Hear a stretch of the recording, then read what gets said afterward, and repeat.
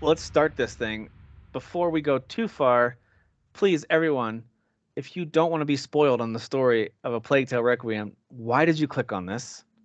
Why are you watching? I This really is feel your. like more people should insult their listeners before they listen to a They show. really should. Yeah, they should. Because I'm so sick and tired of spoiler casts. We're like, you're being warned. Like, no, don't warn them. Just tell them they're stupid. Just tell them Yeah. you're This is dumb if probably you're not listening. auto playing wherever you're listening to, so just get out of here if you don't want to know what happens. We're going to talk about all the story stuff that we can remember, at least, from A Plague Tale Requiem. What I want to do is Alicia, just kind of Alicia. let each of you tell me what you thought overall about the story. And of course, you don't have to, you can just say whatever pieces you want. Doesn't matter if it's in order, if you talk about the end right away, just the things that stood out to you. What did you like about it? We'll start there. And then I might kind of just go through just a recap of like, hey, what do you think about this key moment? Because I've got the chapters somewhat broken down a little bit, and we'll just kind Yeah, of. that will help because, like, I know when I finish the game, I'm like, I decide whether I like it or not, but I can't always remember Yeah. why I like it Well, let's until start you give there. me like the. Let's start there. Like, just in general, did you guys like the story of this game? This isn't about the gameplay as much, although you can talk about that if you want. This is more about the narrative. So, Derek, what do you think about this story? Because you finished the first one not too long ago, and then you jumped into this one. How do you feel about the narrative arc as it went in the second one? So going into it, because I do think it matters, like what your hype level is or what your thoughts were. I was hearing people not like they hadn't finished the story, but they had complained about like the direction of it and stuff like that. So I was like, oh, okay. I'm playing this more for, I know this is going to sound stupid, but I'm playing this more for my excitement for the gameplay because Mm. I've talked about it on our regular podcast that I saw improvements or potential improvements, and I was like, yeah, I'm down for trying this. Um, but I have to say, I walked away really enjoying the story. There were a few moments I didn't care about. Of course, I make fun of uh, Hugo, Hugo Hugo, yeah. all the time because he's everything I hate about life in general. I hate kids. I mean, No, how old is Hugo? He's got to be like 9, right? Alicia, Alicia. I think he's a lot younger than that. How old? Keep going, Derek. What else? So overall, I did enjoy the story a lot. Again, I will just say real quick, we can talk about it later if we want to. The gameplay is what kept me captivated. I had some issues with it, but it was the main draw for me. But in 2022, I think so far this is probably the best story game that I've played. And main reason why is I'm not going to sit here and say the actual story is legit better than every game and all that. It's more the characters. Even if I say I don't like Hugo, that doesn't mean he's not a draw and that he's not well done. Yep. This is what we were talking about earlier, Jeff. You could subjectively dislike something, but objectively point out it is good. So I think Hugo does a good job being a kid. I think his character is well written.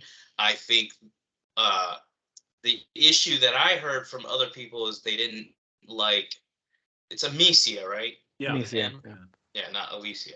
So Amicia, they didn't like the direction she went. They went in. They didn't like some of the choices she made. I don't remember her making any, and I'm pretty harsh on this type of stuff. I don't remember her making any choices that I was like, I'm gonna say she's 17, 17-year-old girl who's taking care of a 8 or 9-year-old boy in a, I would say, continuous traumatic situation over and over. Yeah. I don't feel like she did anything that I was like, well, if I was a 17-year-old girl, I wouldn't have done that. I felt like So I she. just looked it up in case you guys are curious. It looks Yeah, like I am. Hugo from the first game was supposed to be about 6. The Okay. second game takes place about 6 months later, so he might be 7. Wow. Wow. And then Amicia was supposed to be about 15, so she might be 16. And that kind of rings true with their characters and their. So I should feel guilty that I was checking her butt out. You should, yeah. Although back in Absolutely. the day, she was 3 years past the age of marriage. That's true. She could have been my wife. Never mind. I no longer feel that Good shame. God. Shame has exited the building. But anyway, so just By the way, I sorry, real felt quick. That's another Shane Gillis bit when he talks about when they have to choose the age of consent. If you were the first date who has to go, and you're like, Rhode Island, 12, and they're like, oh, gross. He's like, I didn't want to go first. I forgot about 12. They're like, oh, that's so gross. Like, I didn't want to go first. Sorry, That's such a just made good me bit. think about that. Sorry, go ahead. So, anyways, I thought she was well acted. I thought her character overall was good. So She's a yeah, good I hero. mean, She's a good hero character because she's got flaws. She has patience issues at times, big trust issues for good reason. And there's times when there's a character, the big guard guy that you fight at first, and he teams up with you later. I'm blanking on his name at the moment. Arno, thank you. yeah, Arnold. So I understand why she didn't trust him. He was trying to kill them, right? And he was not kind. But then does save her life. Clearly has a soft spot for Hugo pretty quickly. You can tell that he like immediately wants to help Hugo somehow, even though you find out later he's taking advantage of him a little bit.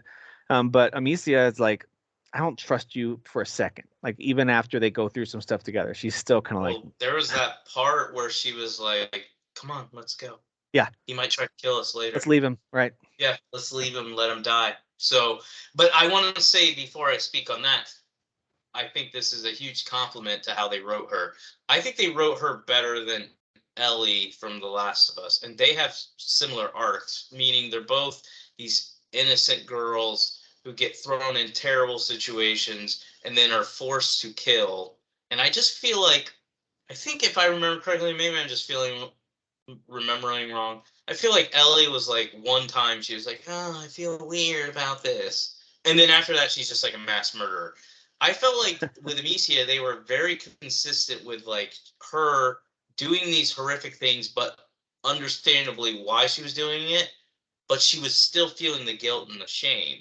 Yeah, and she because constantly her quest brought that up. wasn't driven by revenge like Correct. Ellie's Yeah. was. So I feel more That's a good point. like that's what fueled Ellie's rage and choices and killing and stuff. But Although there are I moments. totally agree with the way that they wrote Amicia. Your points about Amicia. Yeah, it's interesting that because there are moments when.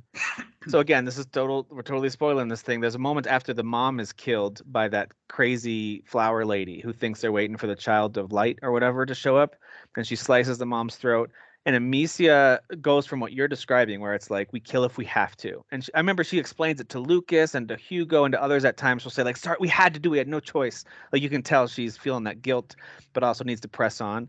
And then in that moment, she's just like, "Get him, Hugo! Kill all of them. They just killed mom." Like, regardless of what it does to Hugo. Yep. She's Doesn't And matter. that all made sense to and me. I was kind of sad because I was like, this is not going to go well. This is there's probably a way they could get out of this. And it was not a good call, but I also totally related to it. I was like, I'd probably do the same thing. Like I would think, I don't know what I would do. And Hugo was prepared too, but she was just clearly using him to, obviously exact her very strong feeling of wanting revenge, basically. Yep. Yeah. Yep. I agree. Jeff, what were your overall thoughts on the story, especially coming out of the first one? I think you and I probably liked more than the rest of the podcast crew, if I remember correctly. Oh, the first one? Yeah, I love the first one. So did I. And I know, Derek, you liked it, but I just think you and Kyle were both a little more meh on it compared to us. Did Kyle even play it? I He don't didn't think finish played it. He might not have finished it. He just didn't like the gameplay at all. So he I stopped. think so. Yeah, I think so. Whereas So I what'd you struggled think with of how the story? I mean, this is one of our most hyped games, obviously, Definitely. for this year. And so, what did you think? Did it deliver? What do you like? Yeah, I think probably it might be my favorite aspect of the game is how they expanded so much of the story. Because the first one just kind of felt like a question mark as to Hugo's abilities, and the people that, I don't know, the antagonists, I guess you want to call them, that were just wanting to take advantage of his abilities, more or less. And there's still a giant question of what the hell are those abilities? Like, it doesn't make any sense. Like after the first game. So the second game, the way that they expanded it, dude. I mean, they wrote so much lore. It is insane. Like, I think it's by chapter 8 through 10. It's mostly just explaining or I guess 8 through like 12 is more like it. It's mostly just explaining the backstory of his abilities. Yeah. And how there have been people like him before. Maybe there's some stuff that might be a little too on the nose, like his predecessors having protectors as well, but Yeah. but And it that's being still a, and it cool, being though. a sister. Like Yeah, that was the one thing that I thought at first. I thought, how awesome is this? That there was a prima macula carrier before that same age, also a young boy like Hugo, and the protector was roughly the same age, older, and it was this girl, and she was this brave warrior. Then I was like, well, that was a little on the nose. Like it could have been like an older brother with a younger sister, just to show that like just to these show a protector siblings, period. Yes. yeah, there's like this family of carriers and protectors that are supposed to that's like part of this whatever this is, this lore of this prima macula thing. Yeah, they pretty much carved out a lore, whereas the first game there was They some did. of that. They There was did. some of that, but they definitely carved out, like made me use the word lore when describing the Yeah. story Yeah. for this game, and that was probably my favorite aspect, other than what Derek already touched on, which is how the characters were written, because Yep. the way that they wrote these, sure, it's only 6 months later, but you can tell that they've aged and they were not ready. Despite that, they were still not ready to go back into doing what they were doing in the first game. Like every time Amicia killed, she was like, I hate this. And she didn't know how to turn it off.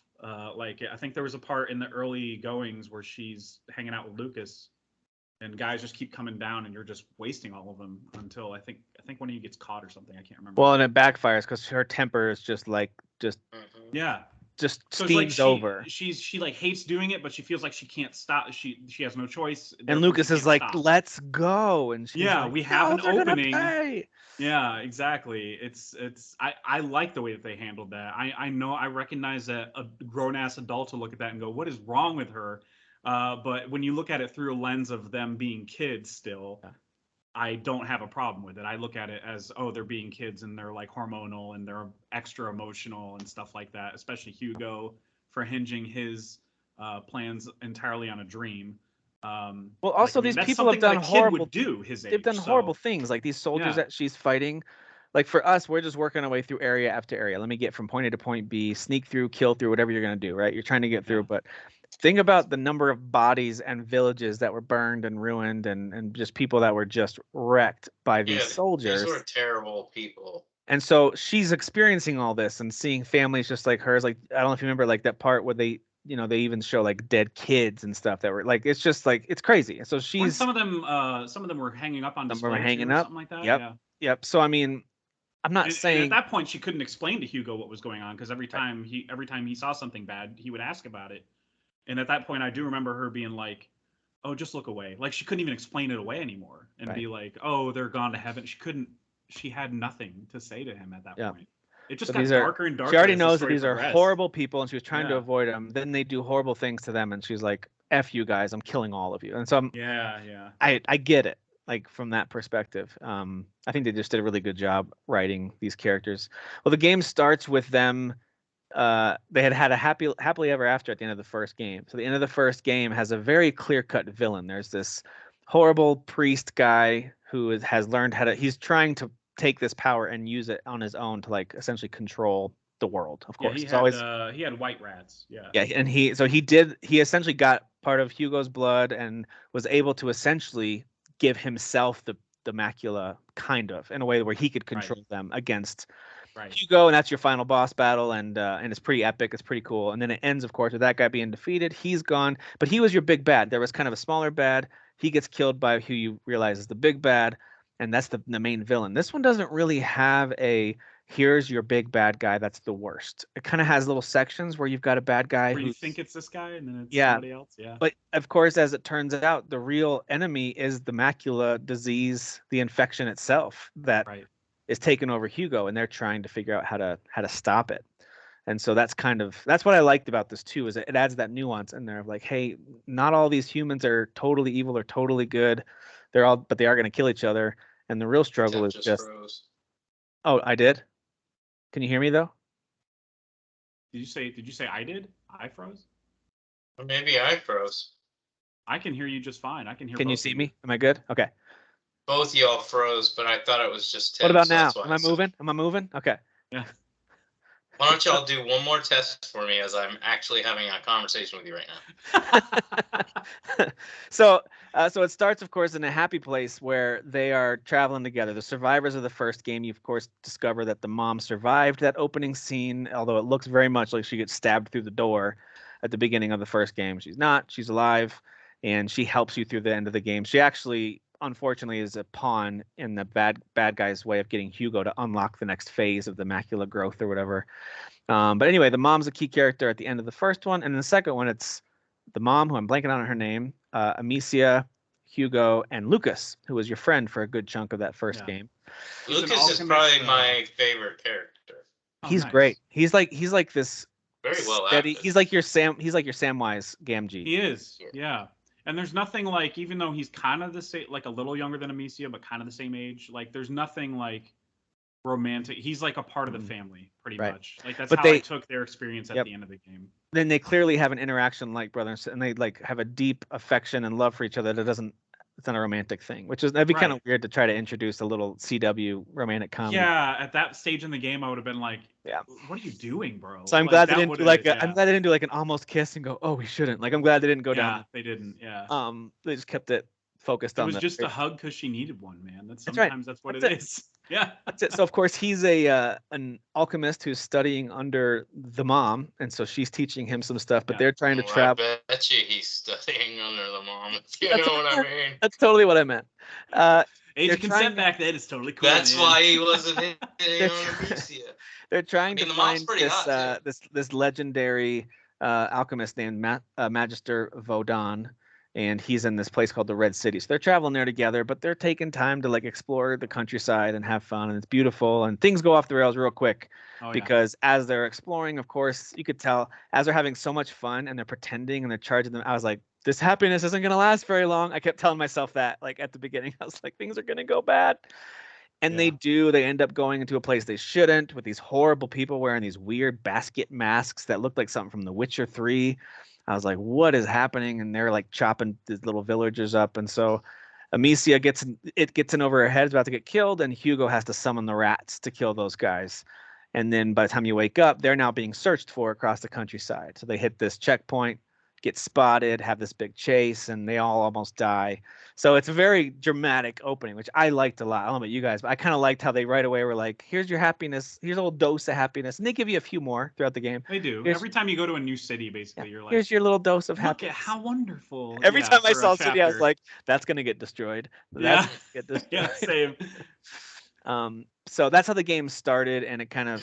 And I actually had trouble at first understanding like what is their drive? What's their like Lord of the Rings fellowship goal here? Like taking the ring to what like they don't introduce the dream until like 6 chapters in or something, right? Yeah, like it's actually after that first part where he uses the rats to kill her and he keeps going in and out of consciousness and he has this vision of this island that looks straight out of something like a Far Cry game. It's all bright and overly colorful, and there's like this phoenix flying around that he's following to this water where he gets cured.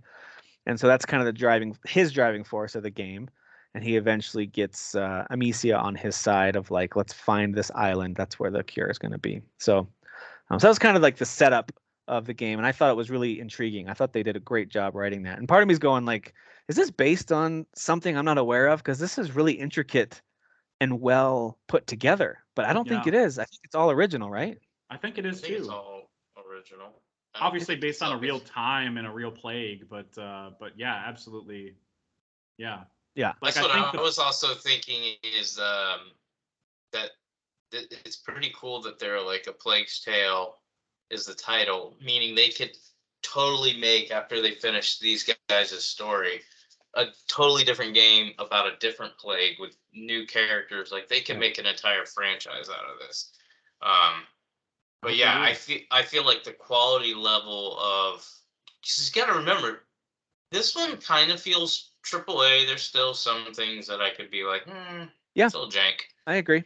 But it still feels AAA. The first game, there's combat moments where I feel a little bit of the. To me, did not feel AAA, and I could be wrong. I don't think this is a huge studio. Maybe they're bigger now because of the success of the first one. But I don't think going into making these games, this was a highly successful studio that made a lot of games. Again, I can be wrong. I didn't do my research on that. And the reason I bring that up is because I feel like that's really impressive. Again, as much as I said I didn't like the first game, I don't think it was ever really because I'm like, story's not good, the characters are trash. No, I think they're way better in the second game than they are in the first game. Yeah. I still think it's a good story. My issue, again, with the first game is I just didn't like the combat. I didn't feel like you were offensive enough. I Right. felt like it was strictly stealth, and that's it. Which, again, I get it, especially when they, as you put the two games together, you can go, well, character progression. Like, she's not a stone That's true. cold killer in the first one. She's just a Yeah. girl trying to survive who doesn't really have the skill sets yet.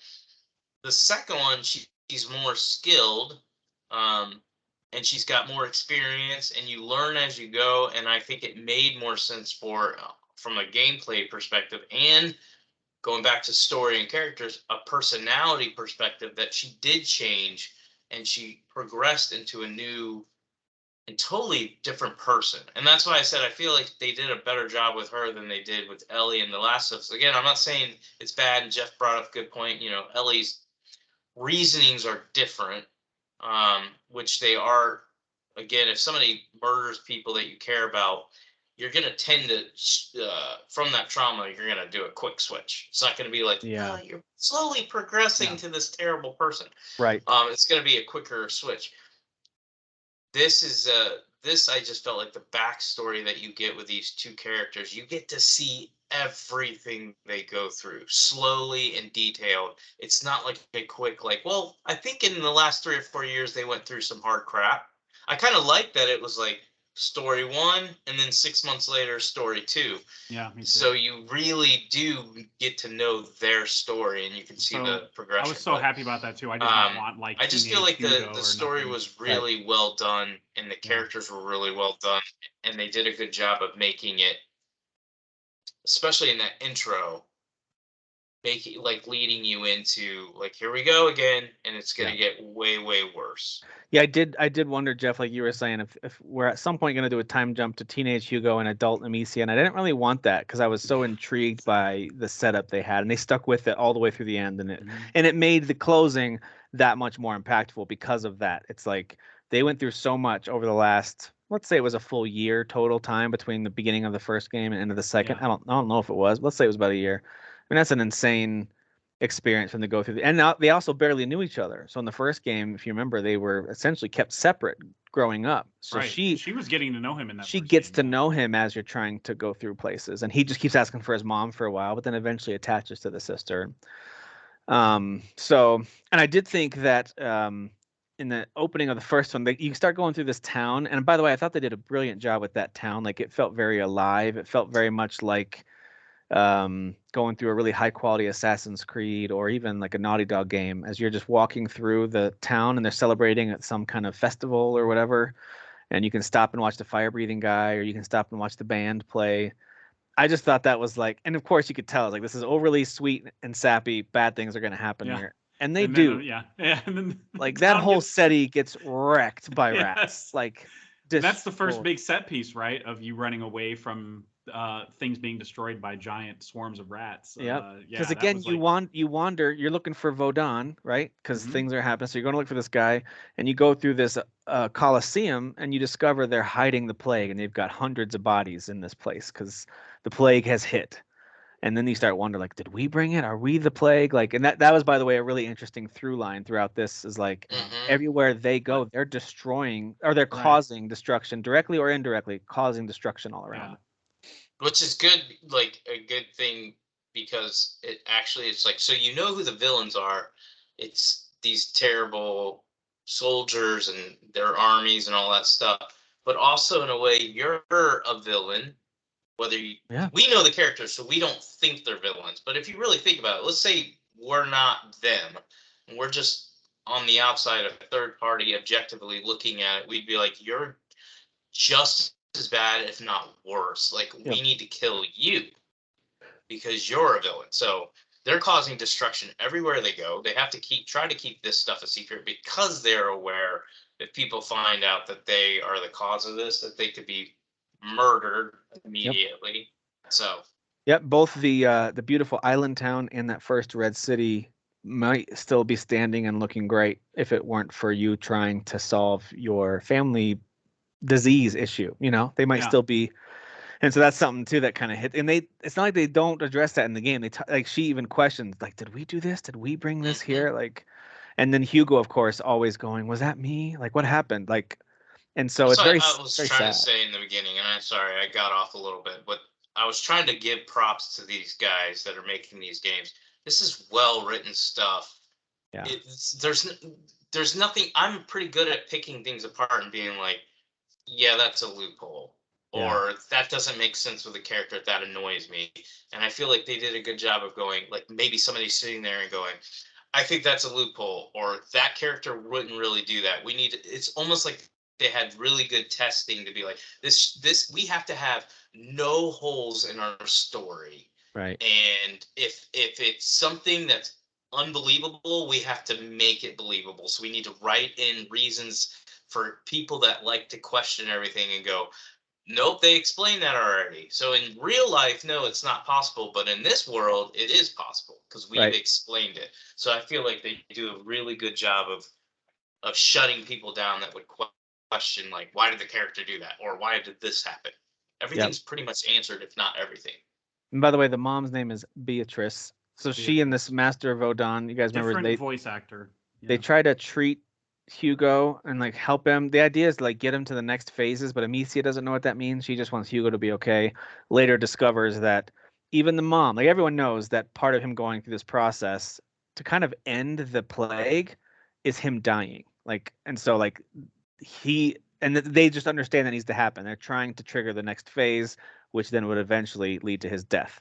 And so once, of course, she discovers that, she's totally ticked off. And then later you discover Hugo found out about that too. He's like, no, he told me that I was going to die. So I just thought that whole thing was surprising, where she thinks you can't tell him, you can't tell Hugo. And the whole time, not the whole time, but like from that moment till later in the game, it's like, no, he knew that this is Yeah, going you to could kill him. argue that him just being that Vaudin guy, being so direct and like kind of brutal with his Yep. like language and how he treated Hugo might have caused the destruction of that entire city. Yep. It might have triggered that, honestly. But now, like, you know, that's something you don't really think about until you find out that he knew his Yep. fate. And of course, you see that they reference it. There's pictures of this island, Lacuna, in his study or whatever. And Yeah. that's just because that's Hakuna Matata, yeah. that's considered to, I don't know if it's where the whole thing started, but that's where the last one was, right? Before Hugo, or at least one of the ones before Hugo, was at this island. And not only was it It was the Justinian plague carrier. yes, and I think they even, as they get to the island eventually later in the game, and you actually find like the weirdly encased remains of the first kid right at the bottom of that giant pit. And you discover that they were trying to essentially protect the world from him and this plague by trapping him down there. And so, which by the way was pretty messed up. It's like, I get it, but dude, that is messed up. And of course, you find out the protector killed who knows how many dozens, maybe hundreds, trying to get to him, and then she herself finally gets killed being surrounded by all those soldiers.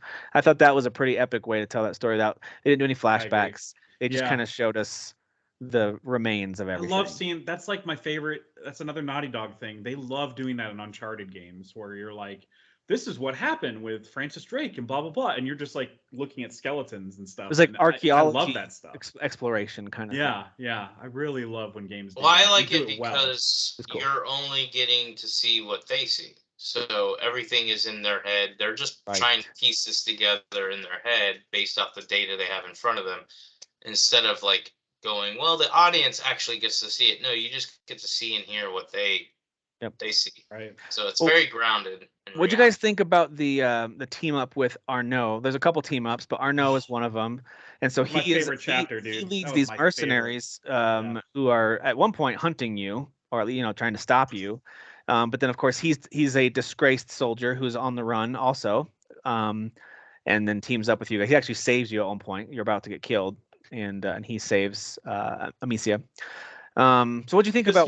By that point he already has Hugo, right? When he saves her, like he already met Hugo. She lifts Hugo up, and he's there, and he grabs her right as she's about to get destroyed, and then she's passed out, like I forget if she hits her head or something, where she is like that's hence the out. wound. Yeah, it was Arnaud hit her. he's the one who gave her the wound in the first Yes. place, and then she's Yeah. like, I think she was like throughout the whole next level can barely walk and keeps like coming in and out of consciousness. Remember that, where she's getting worse? Yeah. And then he That ends up. was another thing that, and I honestly probably would have hated it, but I was thinking as I was playing this, I was like, they're so adamant about showing this wound and like making it really stick out, and they've even brought it up a couple times later in the game. I'm like, are they gonna try to tell me that this has all been in her head? Like she got injured and then this is all fake and that this never really happened. I'm glad it didn't go there. That would have been annoying. Maybe that like, was that would be deliberate. totally cool if that was like the first time somebody's done that, but the fact that it's been kind of played out now, I think it would have taken away. But I was thinking that I was like, oh, maybe they're doing that. Like maybe they wanted the audience to think that in a way, like the gamers to think that, and instead it ended up just being a thing that emphasized her drive and protecting Hugo. Yeah, I think Arnaud had this really classic like vagabond knight look, where he used to be a knight, but now he's just kind of got roughshod armor and a broken shield and no helmet, so his cool like half ponytail can be out in the open while he's fighting. Like he's kind of had this a pretty standard look from, if you want to think of like a knight on the run, but it worked really well, and I just thought his character was so cool, especially him and Amicia not trusting each other, but they both are like Hugo. Obviously he's like the glue holding that little crew together. So there was like a couple things with him, so I was like, okay, they're gonna have him betray them, which in a sense he didn't really, but he just also betrayed her. His motivations were just selfish, and she was mad about those. But but he was turns never. Out he was right. Right, but he was never. He was never like planning to kill them or anything like that.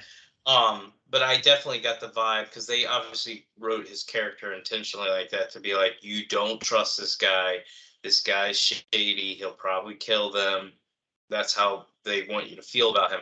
So as I'm playing the game, and once he gets imprisoned, I'm like, this is at the end of the game. I'm like, are we just gonna act like that guy wasn't in the game for that long? We're just leaving him in prison, so he just died. We don't find out his fate or anything. And then as soon as I thought that, that's when I don't remember who brought it up or something. I don't know I think it was Hugo that was like, we got to go back. Yeah. And I was like, thank you, please. Yeah. I was literally just disappointed. I'm like, are we gonna act like that this guy hasn't been in the game a lot? Well, it's because they overhear them talking about, you gotta get him out to the gallows to kill him, because it's the nighttime, and the rats are, and so they're like, we need to kill the prisoner. The city's falling apart and stuff. The city's all falling apart. Kill this guy right now. Yeah, this is after their big escape from the deep caverns, where they discovered, they got all the lore pieces out of the way. He's been in jail for a while. Yeah. And and then they get back up to the surface, and they talk how they're gonna go kill him. And yeah, Hugo's like, we have to go save him. We have to. She's like, no. He's like, we have to. She's like, okay. Like that's kind of. Yeah. It was pretty quick. Yeah, she didn't fight long. Yeah. Because probably part of her knew, especially since that guy was a piece of crap, probably knew we should go back for him. And it's only right to do that, because we kind of. Well, and of course I'm pretty sure. If I remember correctly, I'm pretty sure his brother, or was it just his soldiers in arms? Someone was killed by that guy, by the count or whatever. Yeah, so he's got a personal. I think he just said someone close to him. I thought it might have been his brother, because the guy taunts him like about it at the end, I think. Yeah, it ended up. And what's funny is, like, we had that final boss battle in the first game, and it ended up being his final fight, really, in the second game, and not ours. Ours ended up, as the player, ended up just being more of like a navigating around rats thing. I just want to say how much I thought that final scene with him was so good. So like, you save him and you guys escape, and we'll talk about his friend, who's another major character, Sophia, in a second. But so you're traveling back across away from the island. You get back to France, mainland or whatever. Versailles, and he has a final showdown with this bald guy who's been the bad guy for a good 5-6 chapters, and he's the main villain for Arnaud as well. But you don't really face off with him. You already have a few times. There was a chase sequence with him, and like you've already had a couple of interactions with that bald count guy. But this that chase sequence, by the way, that was intense. So stressful. That was so stressful. Yeah, and you have to like go turn the door a little bit. How many rooms are there? Yeah. Yeah, it was very Last of Us. What is it, David or whatever? That who's felt a trying lot to kill like you. David. Yeah, like don't let him catch. In that. Yeah. But anyway, I like that they were allowed to have their fight, and you're fighting off soldiers, and that was actually kind of difficult, like trying because the soldiers were Oh coming. yeah, because they were coming from all angles. Yeah, there Yeah. was no like. And They're so, only coming from this direction. but then once you get it under a certain point, that scene was so perfect where Arnaud kind of knows he's done, but he gives Amicia the opening she needs to kill the Count with her slingshot. Helmet. Yeah. And it was just, and of course he was stabbed, and he's a goner. And I just thought it was a really cool arc they gave to him, the mercenary who was chasing. Do you remember on the island? He's chasing her like brutally. This is before he hits her on the head, right? Because he eventually catches her and gives her the big bonk on the head. Yeah. And he just wants to kill her. Like he's a full-on villain trying to kill a teenage girl. I don't care. You killed someone I meant. I want to kill you. Because of his loyalty to his men. Yeah. To becoming this reluctant ally, to becoming kind of like at least a friendly uncle, if nothing else, like who kind of looks out for them in a way for a while. And then, of course, he wants his revenge, but he looks out for them at the very end too, which I thought was cool. But his entire chapter where you get to use him as a companion is just the best, dude. Yeah. Like, go fight this guy. Cool. Yeah. So fun, man. I love that. I had such a blast with that. He could take on like 2-3 guys at once, and you take out 1 or 2 to help him out, like while he's fighting him. And I thought that was a really cool gameplay. Yeah, I would telegraph it. Man, I was so stealthy in that chapter. I would telegraph it. Would be like, okay, that guy doesn't have a helmet. Like, take them out, and then be like, okay, go fight them. Like, Me and too. then like, That's fun. It was like one of the most gratifying chapters they'd ever done at that. Yeah, that was really fun. And then of course, he introduces us to Sophia, who's this pirate lady smuggler, and she's also at first. I thought kind of like I've seen this character a lot in games over the last 5-6 years. But she ends up being a very likable and interesting character by the end. Of course, this is to me one of the weaker parts of the character motivations throughout the whole game. They're all so strong, and hers wasn't super strong outside of the fact that she was just trying to do the right thing, which they don't really tell you why does she care about doing that. But like she gets very invested in our story very quickly. Like if I'm in her shoes and barely know these kids, and we start going down this path to like, I'd be like, I'm out. There for all of that. Like I'm out of here. When he was full macula by that point. Yeah. Like, and he was not even talking as Hugo anymore. Like, why was she still there? Like, so there's a part where she sees Hugo use rats to kill someone, and she actually goes like, "WTF? Like, what just happened?" And like, I feel like that in most smuggler pirates that out for themselves, her curiosity and interest in maybe helping them typically would have died away right there. But they didn't give us a super strong reason for her to stay, other than I felt like maybe she was attached to him.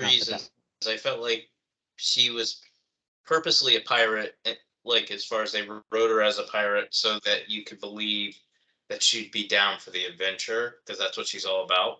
Yeah. And so I bought it in the beginning. So as far as like questioning, like, well, why did she stick around? I really think it was, I know they didn't come out and say this, so maybe I'm just making an excuse, but this is actually how I felt in the game. Because there were several, and they even had a part where she was like, don't talk to me right now. Like, don't talk to me. Yeah. Like, leave me alone. I remember that. Process. Because it had gotten too far for her. That was the rat part when she sees the rat thing. Yeah. Mm-hmm. So, but one of the reasons I felt like she kind of stuck around is because she has no family. And I felt like she really bonded to Hugo, and he became almost like a son that she never had. And a little bit to Amicia too, right? She saw a lot of herself in Amicia. She was bonding with Amicia too. Yeah. So she was actually, I get what you're saying, so I'm not like questioning what you're saying. She was my favorite. I liked her way more. By the end, I thought she was the best. I loved her at the end, man.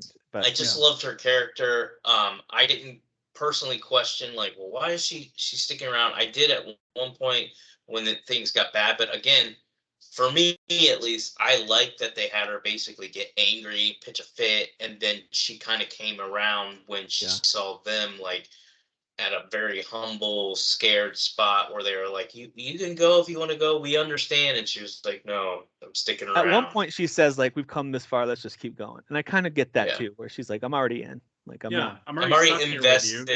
But I think that's what it was. I think what I'm trying to say is, even if I am making it up, it makes sense to me. She started out with just, this is an adventure, let's see where this goes, to I'm like not falling in love, but they're becoming like family, something I've never had. She grew very attached very like quickly. This. Yeah. Well, and Yes, Amicia saves her life early on, and there's clearly a moment there where she's kind of like, "There's something different about they you." did explain that because they were like, They did at she's least like, explain I owe that, yeah. you. But I do feel like Hugo is like kind of like Derek mentioned. He was the glue for Arno and Amicia. I feel like he's the glue for Sophia too. You're right. He's got to be. I mean, they just become so enchanted by him being a kid. Basically, it's like yeah, and well, he's magnetic too. Like he's very lovable, and people love his imagination. Like go storm the castle. I make fun of him, but he's like this sweet, innocent boy. Yeah. And that, I mean, let's be real. Like we're all suckers, women more than men, but we're all suckers for children. Yeah, true. Like if you see a child in need or going through something, struggling, a traumatic situation, there's not many healthy adults that would be like, yeah, I don't care. Yeah, that's true. Well, they do eventually they do eventually get her to help with her ship, which by the way, her boat was really cool. R.I.P. Yeah. Cool boat. But they do eventually get to this island. As they describe it, someone knows where it is. I think it's Sophia, maybe, who knows where it is. But anyway, they get to Lacuna, and a beautiful town, which we all know is going to get ruined. We just knew it as soon as we saw it. We're like, this is too pretty. This isn't going to last. And so I think it was the chapter where you're walking around discovering things. Everybody's wearing flower caps on. Yeah. And I'm like, I'm getting Midsummer vibes here. And if you've seen that movie. So I was actually going to ask you that like, as you progress through there, and then of course Arno it gets a little nuttier, like Arno slightly makes off. a dumb decision, but I understand why. He's driven by revenge. He is driven by revenge to get to this count, and so he probably could have played his cards better and had a real shot at the count, but he plays them dumb, and then kind of things blow up, and then there's a big fight. Anyway, Hugo and Amicia are taken in nicely by the count and his wife. Yeah, and once they renounce Arno and go, I didn't know about this. It's because Amicia turns on Arno. She actually betrays him and gets him caught, and then they get like treated to this nice room, and there's like Hugo gets to jump on a bed. It's a whole thing. It's all very nice. But as soon as that happens, you start hearing them talk about the Child of Ember. We can't wait for the Child of Ember to come. He's going to free us. Blah blah, like all the things he's going to do. And I was like, that sounds like something with fire. They're going to try to burn Hugo alive. Like I kept thinking, like, I'm waiting for the moment where they are going to sacrifice Hugo. So this whole island sequence, all the way up to when they're in the temple, they put on the fake temple stuff. They put on the costumes. I'm like, what are you doing? They're going to burn all these kids alive. Creepy. Like, what, God. I assumed they were going to burn all the kids. That's just what I thought was going to happen. And they're going to figure out whoever doesn't die is the Child of Ember. Is there something? Yeah, that's what I thought was going to happen. Yeah. Like I just had bad vibes altogether. Which, by the way, we don't know what happened to those other kids, because you leave that group, and then later you see the husband and wife go out to the courtyard, but you never see the other. Like maybe they're fine. I don't know. They could be fine, and it could have been just like a harmless but weird ritual. But yeah, the further you were getting in the neighborhood and you kept hearing people sing and stuff, I was like, this is very culty, and I'm not comfortable. Yeah. So that's when feelings of discomfort come in. But yeah, during the ritual, that's when you go, yeah, we need to get, and they're whispering super loud, but whatever. Which was all very interesting, because the Count knows his wife had essentially mental issues, and so it sounds like he allowed this story, and he kind of made up this story about the Child of Embers for her to give her purpose and to drive her forward, because she was like overtaken by, was it grief or something? I don't know what happened, but something. Didn't she lose a child? I thought that she either lost a child or maybe had a miscarriage and couldn't have kids. There was something where he wanted to help with her grief by making up the story. Basically, he's a 6. She was a 9, 10. Yeah. He didn't have a shot. He had to create some scenario to get a shot. Yeah. It was all about the vajayjay. You're basically right there. And then as things progress, we've already talked about a lot of that stuff, but as things progress, she's totally off her rocker, of course, you discover. And as they come back to the surface after Hugo and Amicia and Sophia discover all kinds of stuff about their background and this Prima Macula, really cool lore stuff we've been talking about. Now you're back at the surface. You reunite with Lucas and Mom, who have now followed you to this island. And now everyone's talking about, hey, we're finally going to have this happily ever after in this mountain home that we have. It's going to be beautiful. And I'm like, no, it's not. Something bad's going to happen. Something bad's going to happen. Why'd you have to say it? Yeah. They were like, let's head down to the boat. Let's get out of here. And then they come in and say, hey, Amicia, so, he wants to talk to you. I'm like, don't do it. Don't do it. Leave. And of course, that's when he jumps her, right? It was like a Ned Stark season 1 of Game of Thrones moment. I'm like, don't do it, dude. Don't do it. But anyway, so of course he tries to kill her, because he basically reveals their whole plan to Amicia before he kills her, and then you have that whole chase sequence and all that.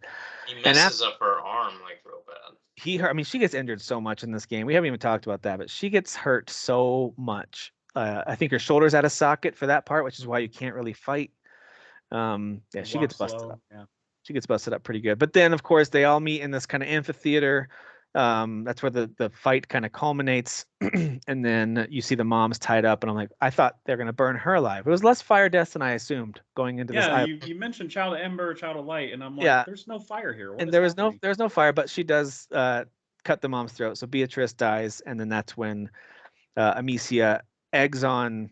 Not that he needed much egging on, but she egged on Hugo to just destroy everyone with the rats. And isn't that the first time you get to attack with the rats? I think. No.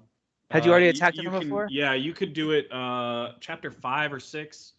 Oh, when you that's start right. sensing the pulse of the rats or That's whatever, right. you have Yeah, the that's choice of using them as a weapon. And so this time you're just but going it to all the elevated his stress entrances. level. That's when they Yeah, it's introduced the just like- stress level thing. Yeah. It just looks like geysers of rats that you can Yeah. just bring up from the ground. Just a boom, Yeah. boom. I mean, it's insane. And It was so it was epic. It was very mean, epic. it felt very wrong too, because you see his stress level and it just maxes out without any like regard, and Right. and obviously he collapses from that. And I mean, that was the goal of the level. There was no point in like Yep. It was one of those things where like you're like, the game told me not to get him above stress level. What am I supposed Yep. to do here? You're supposed to go past it. Like that's Yep, know, and the of course game is it- telling you to disobey its own rules at that point. At this It's point, interesting. Arnaud is in prison, and Sophia's back at the boat, thinking you guys will be back anytime. So she's back at shore, has no idea what's She going on. has like the cushiest, like I mean, I Yeah. know she went through a journey with them, but like during She's this hanging part, out. she's just hanging out, like smoking a Yeah. cigarette. What So up, you Rick? go What's going on underground there? with Lucas, and of course they're dealing with the death of the mom. But then at that point, that's when Hugo goes into just macula mode, right? And he Full won't macula. talk. And that was to me almost sadder than him just like he died because of that. Like that would have been tragic. But Yeah. this, like him all of a sudden being stone faced and no longer being the sometimes annoying little kid that we're used to, that was like truly Yeah. unsettling, and it worked Very. so well. I loved that. Yeah, because he would just slowly walk around. I and hated it, sometimes by let the go of your hand, like, and you're like, Yeah. "What the hell? Hold my hand!" Like that's mechanic. Dude, It felt yes. so off. It was Yep. they wrote that so well and like animated that. Just And her beautifully. desperation to get like a signal of Yeah. recognition, and that was so tragic. It's extra tragic that he got control of those abilities. Yeah. Right as he saw Amicia die when their ship got taken over. Like, That's right. He thought she died, is what I'm trying to say. Right. But like Yep. he got control. Like he was like, you do what I tell you, and like that was a great moment too. And of course, right when everything starts to fall in line is when everything goes to hell. Like that's the main thing this series does so well. Yeah, he finally kind of snaps out, and Lucas is even the one to tell, because she keeps asking Lucas, "What can I do?" And eventually he's just like, "You're his only connection to who he really is." And I thought again, very powerful character moments. Derek talked about this at the beginning. What makes a good story is going to be good characters, and these characters were great. And so for Lucas, one of the best characters, I agree. For him to kind of be her Samwise, to let her know like the only way this is going to work is if you reach him. You're the only one who can reach him. It's only you. And of course she does. They get out of there. They help free Arnaud. They get back to Sophia.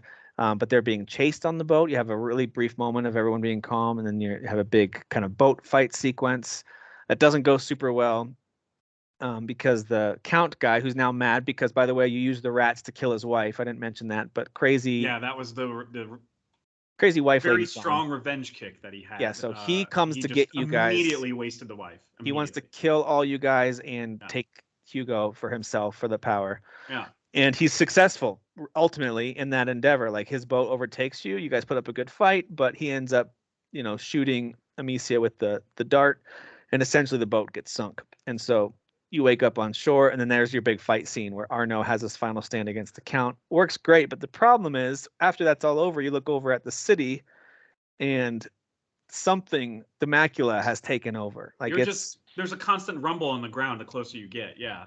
Something's real bad. And so then as you go, there's like a whole wagon sequence where the walls start collapsing and you're shooting fire. I thought that was so that cool. level. It was cool. It almost felt too brief. I was like, I wanted more of that. That was awesome. Fire more rats.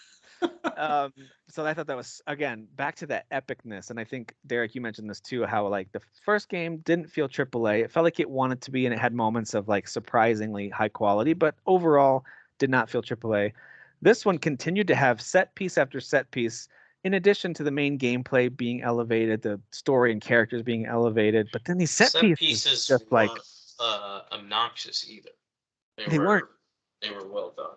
They were really well done. Yeah. And they weren't the kind of thing that, I mean, maybe this happened to some people, but I didn't like get stuck on a dumb rock at a point and then have to start it over and feel stupid because I let her die. Like they were all pretty straight. They wanted you to run towards the camera or ride on the wagon and shoot fire, but it wasn't really meant to be difficult. It just felt like more like, hey, this is just for spectacle.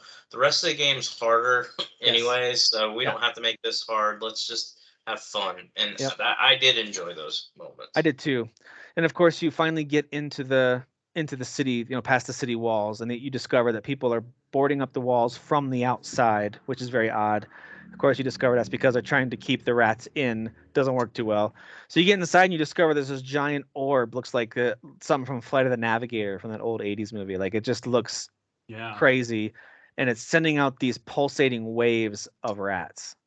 And essentially you and Lucas realize that Amicia and Lucas are going to have to go to that thing. They're going to have to make their way down to it, which I thought was kind of a new interesting gameplay mechanic. Hide behind the walls as the waves of rats go past you. I was just like, oh, that was insane, dude. While also fighting back this feeling of dread of what's going to be in there, what happened to Hugo. And that's the moment when I started to think like, maybe I should have felt it earlier in the game. Maybe it was obvious from the beginning, but I was like, they're going to make Amicia kill Hugo. I know they're going to, like, this was the moment as you're making your way to this orb. I kept thinking like, they're going to make her kill him. Like, that's the only way this is going to end. Maybe other people had that light bulb come on sooner, but that's when I started to get that vibe of, because they even said like, we don't know what we're going to do. We just have to get in there. And I was just like, dang it. Yeah. I as soon as they said, we don't really have a goal. Yeah. Like it was just kind of like we have to get to him. I was like, to do what? Get to him to do what? Why? Why are you doing this? Yeah. So and it was what was so beautiful about that moment too, when you finally do reach him, and that level is a lot of just sneaking, not really sneaking, but you know what I mean. You're avoiding obstacles. Yeah. It's one of those levels, which Naughty Dog has done tons of, and tons of other games have done too. But it felt like a mid-game level almost in that sense. But when you finally get to him and you realize what you have to do, there's actually a choice there. Like you could just pause and let Lucas do what he needs to do. Right. But that moment when you like release the rock and you're targeting and the target takes longer to focus, and then as soon as you release it, it cuts. I was like, that's the best way you could do it. It was beautiful. It was like really, again, very artistically and narratively just brilliant the way they did that. Because it wasn't like, hey, we're trying to disturb you with watching you actually hit your little brother you've been protecting for 2 games. Right. We don't want we're not trying to like disturb you, but there's a sadness to it and it has to happen. You know it has to happen, and then we're gonna cut. Yeah, they definitely sold the tragedy too with the how the target, like I mentioned, it just like slowly comes into focus so you can actually release it. But what was cool was they make Amicia go through a journey once you get in there, and like that part was kind of annoying gameplay wise, like trying to figure out what direction to go. I'm not saying that part was cool. The idea was just go the opposite direction of what the statues are telling you, essentially. And anyway, so it took me a while to figure that out. But you're basically talking to Hugo, this voice of Hugo that's kind of ambiently all around Amicia. And over time, eventually, you get to talk to like the spirit version of him, and he gets to basically tell her, you know what you have to do. So there was a bit of a peace that she gets to have, despite being so sad about it. Like he was telling her, like, you have to. And I just thought that I don't know, it helped in some way a little bit with that story, I thought. I mean, and and Lucas was kind of telling her, and Amicia was telling herself, like, Hugo's gone by this point. There's no, let me just talk him off the ledge real quick. Like, he has given himself over completely to the macula, whatever, blood disorder, whatever. So that was sickle cell anemia. It's just sickle cell anemia. That's just sickle cell. Oh my God, I'm sorry. Okay, so there used to be a children's hospital ad, St. Jude's, and it used to play every holiday time before a movie, whenever I go see a movie, and Bernie Mac would be in it. Oh, man. And the way he said sickle cell always made me laugh. It was... Didn't he die of sickle cell anemia? I don't know what he died of. I can't remember, but the way he said it was like sickle cell, and I was like, oh no. I can hear it. I can totally hear it. Oh my gosh. Sorry, that's Just pretty terrible. much the same thing as the macula, I think. Those are the same things, those two.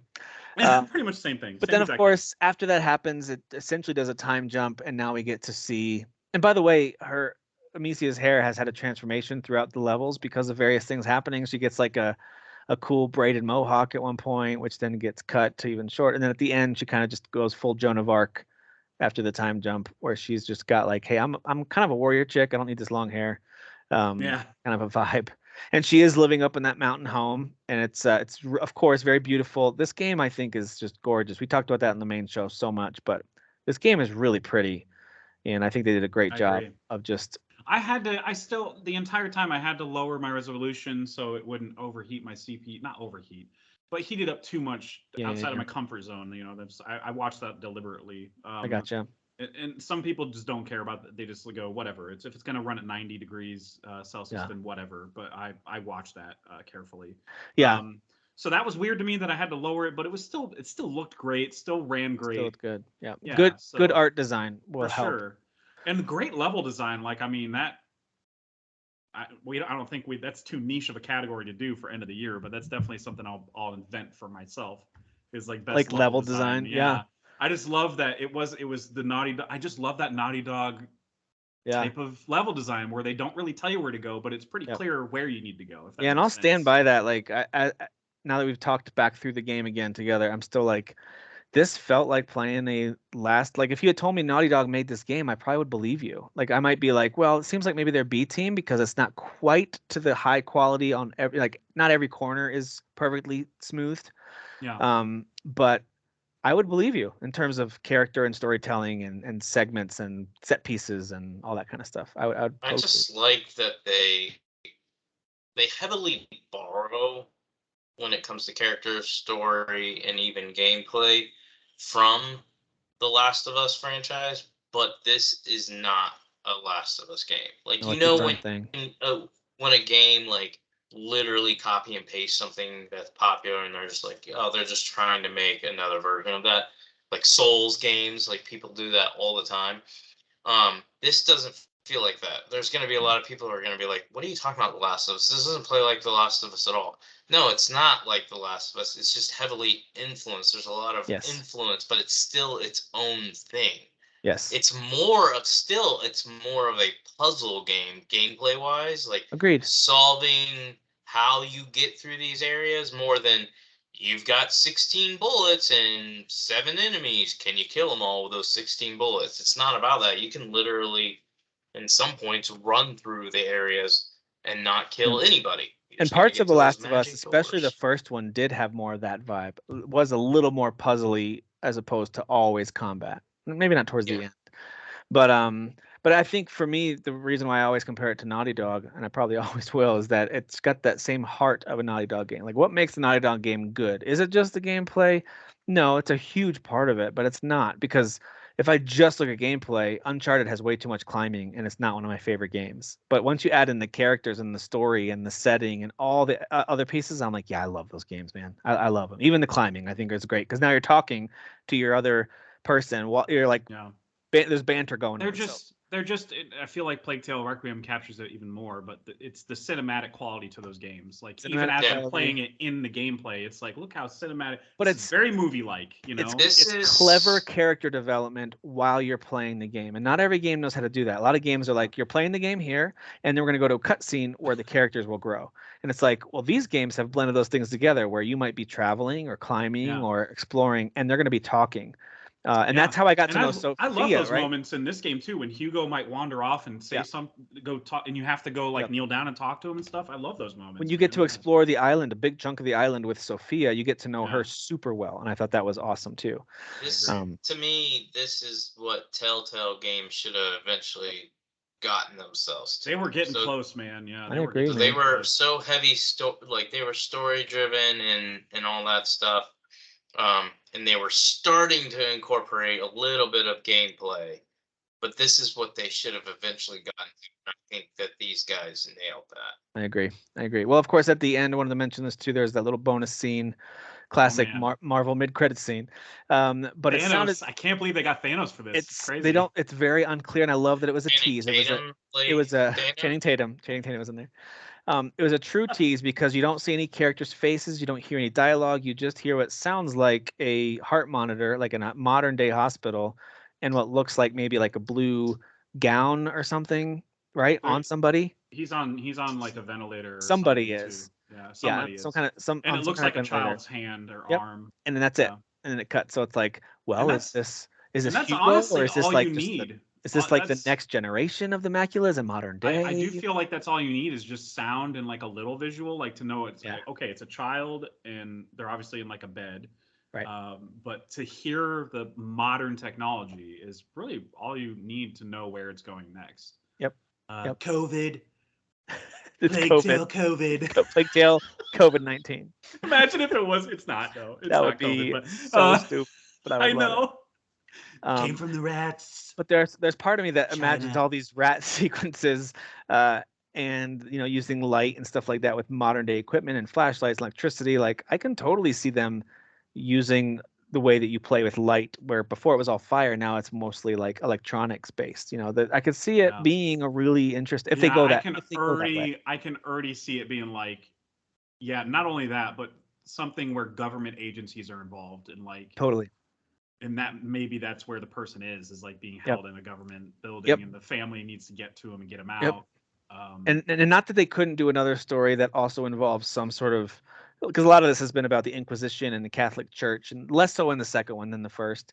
But yeah, if you take it into government agencies and Area 51 and all that kind of stuff, you could really do some cool things in modern day. Just give me a badass protector with a silencer pistol, man. Just let me just run amok with all the stealth. Yeah. Like, I mean, I just Splinter Cell, but Plague Tale, basically. Just give me that. Yeah, my expectations for whatever they do next are high. So I loved this game, loved the story. If you guys can't tell, well, we'll wrap up the spoiler cast unless we forgot something. Did I forget anything important we need to cover? Are we good? I think we nailed it.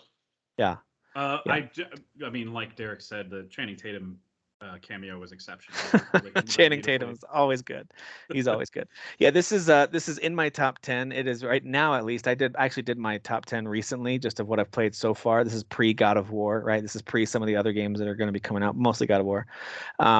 But right now, I think this one is sitting. It's in the top 4. I just don't know exactly where, but I've got it kind of grouped in chunks, and this is in that top 4 group. Alongside this game is definitely a lot higher than I thought it would be for me personally. I didn't expect it to even be top 10. Yep. But as far as story goes, top 10.